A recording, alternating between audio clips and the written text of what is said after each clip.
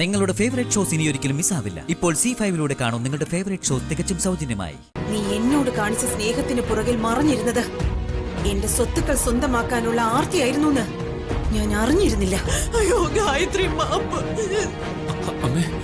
എന്നെ ഇല്ലായ്മ ചെയ്തിട്ട് ഗോപിയേട്ടന്റെ രണ്ടാം ഭാര്യയായി ഇവിടെ വന്ന് കേറി സ്വത്തുക്കൾ മുഴുവൻ സ്വന്തമാക്കാൻ വേണ്ടി നീ പദ്ധതികൾ ഒരുക്കി കാത്തിരിക്കുകയായിരുന്നു തിരിച്ചറിയാൻ എനിക്ക് സാധിക്കാതെ പോയി. ഒടുവിൽ നിന്റെ ലക്ഷ്യം ആർക്കും ഒരു സംശയം തോന്നാത്ത വിധം നീ സാധിച്ചു. നിനക്ക് ഓർമ്മയുണ്ടല്ലോ. അല്ല, നീ എങ്ങനെ മറക്കാനാ? മരണം വരെ നിനക്കത് മറക്കാനാവില്ലല്ലോ. പ്രഭാവതി, നീയും നിന്റെ സഹോദരൻ പ്രതാപനും കൂടി ചതി ഒരുക്കി കാത്തിരുന്നിട്ട് അവസാനം വളരെ വിദഗ്ധമായി നീ എനിക്ക് ജ്യൂസിൽ വിഷം കലർത്തി നൽകി.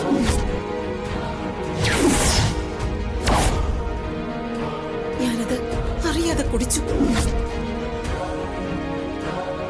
അവിടെ തീർന്നു ഗായത്രി ദേവിയുടെ ജന്മം. നിന്റെ മക്കൾക്ക് നല്ല ഭാവി ഉണ്ടാകണമെന്ന് ആഗ്രഹിച്ചല്ലേ നീ എന്നെ കൊന്നത്? എനിക്ക് നിന്റെ മക്കളെ പോലെ തന്നെ പറക്കമുറ്റാത്ത ഒരു മകനുണ്ടെന്ന് പോലും ചിന്തിക്കാതെ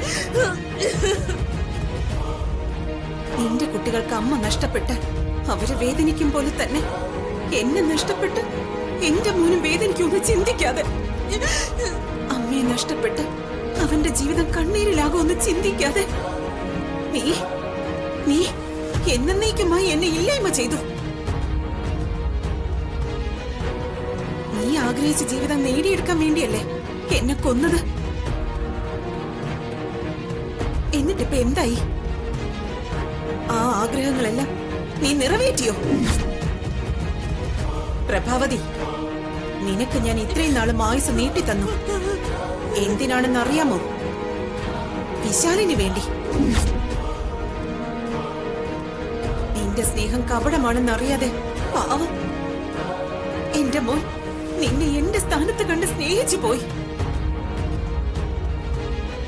അവൻ എന്നെ പോലെ തന്നെ നിന്നെയും ജീവന തുല്യം കണ്ടുപോയി.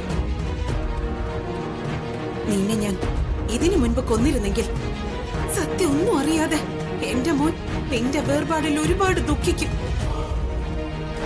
അതൊഴിവാക്കാനാ ഞാൻ നിന്നെ ഇത്രയും നാളും കൊല്ലാതിരുന്നത്.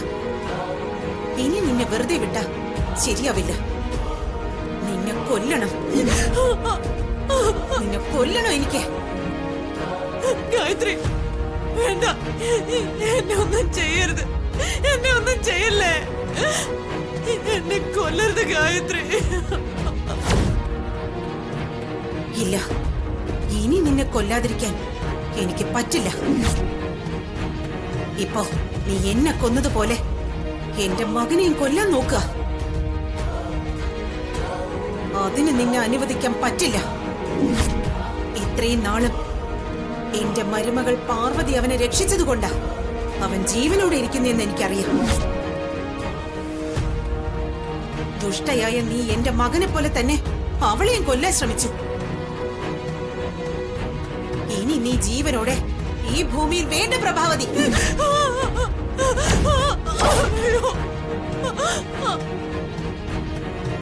ഡൗൺലോഡ് ചെയ്യൂ C5 ആപ്പ്. കാണൂ എല്ലാ എപ്പിസോഡുകളും സൗജന്യമായി.